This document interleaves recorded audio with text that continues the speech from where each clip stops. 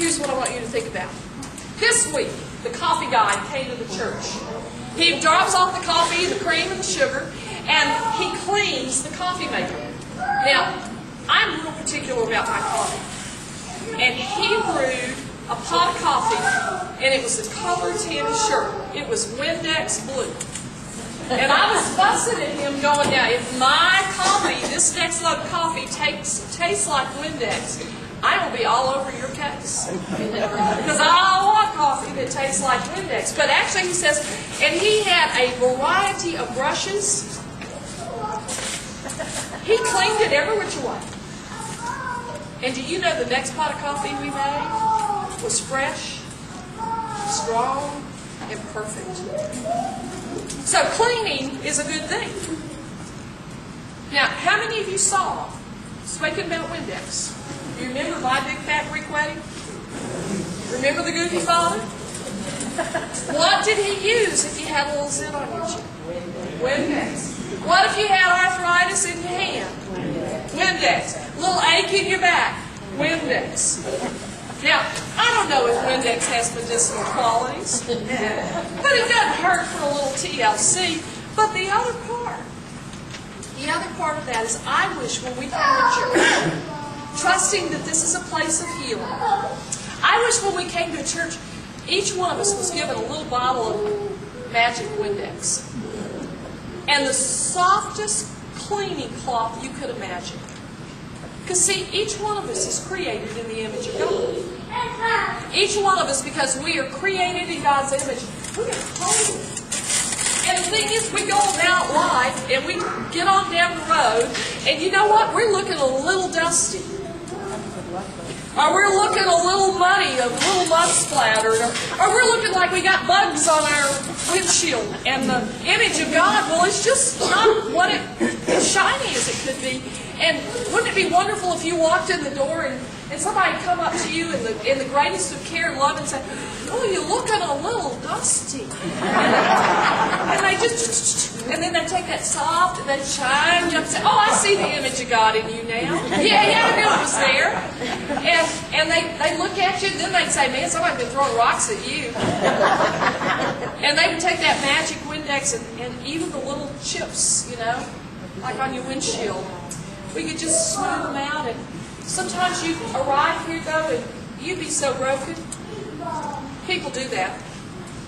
They come to church, and there's just so much of them broken that you can't use the Windex and the cloth, because what you got to do is reach down and pick up those broken pieces of life and just hold them. And they cut your hands.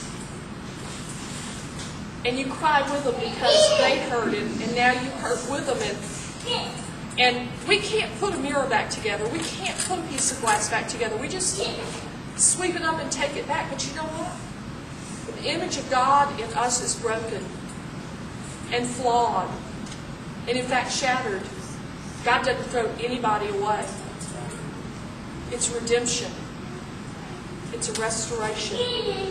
And wonder of wonders, lives that are shattered, the community comes and just kind of picks the pieces up, and miracles happen. So this is a place of healing. Sanctuaries, you don't have to get right to come here. You don't have to be pretty. You don't have to be fixed. You don't have to be better, get better. You just come like you are.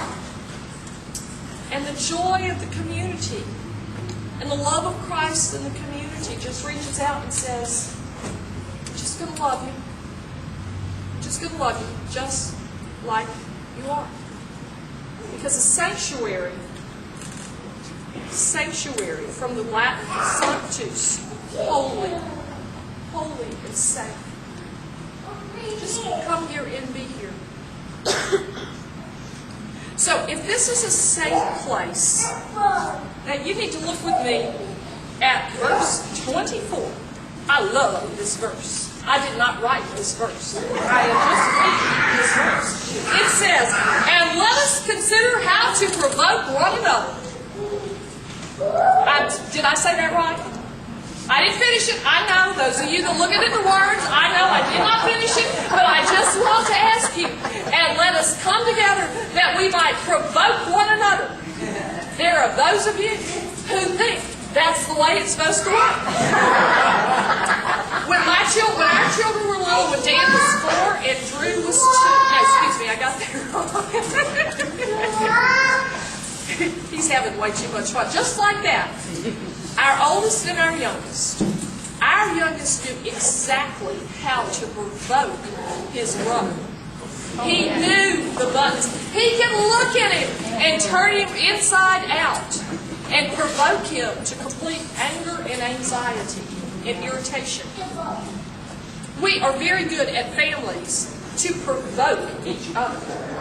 It takes no effort whatsoever. We can look at each other and provoke a reaction. Right? But I want you to read now with me the rest of the verse, the rest of the story. And let us consider how to not provoke one another, but provoke one another to love and good deeds. We are not supposed to come together as a community and provoke each other into irritation and aggravation. We are to come together as a community and provoke one another to do good. Now, if you were a member of one of John Wesley's original classes, you had to agree to join together with your small group and answer honestly these questions. If you didn't want to engage these questions about the examinations of your life, don't play. Don't show up. But if you're going to be a part of the Holy Club, people who were engaging discipleship seriously, you showed up and you were asked these questions. How were you tempted this week? How did you resist temptation? Where did you sin? Have you been forgiven? All of these go to meddling questions. And basically all of those questions were about and calling each other accountable to how is it with your soul?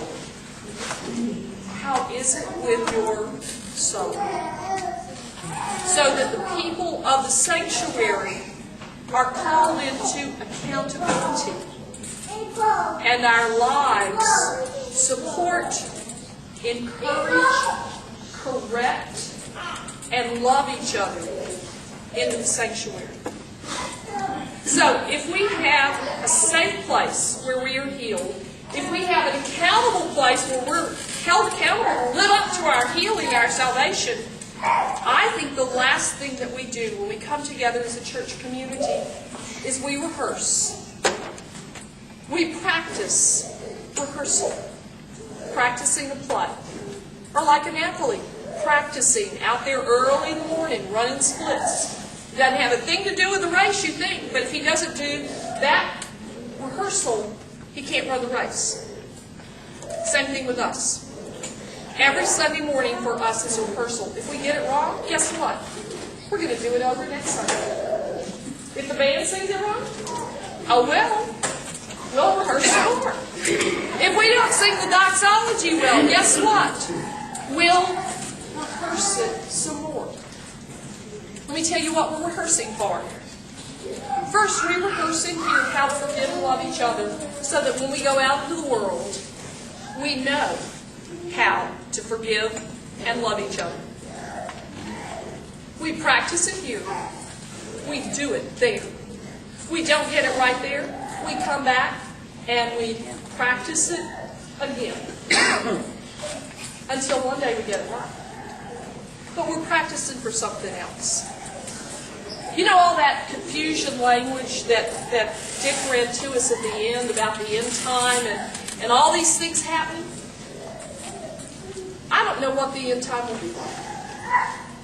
I don't know if it will come in our lifetime or another lifetime. I don't know if that other day is the moment that I die or you die and we are simply in the presence of God. I simply know that in some way, in the history of our experience, we will be in front of God, in the presence of God,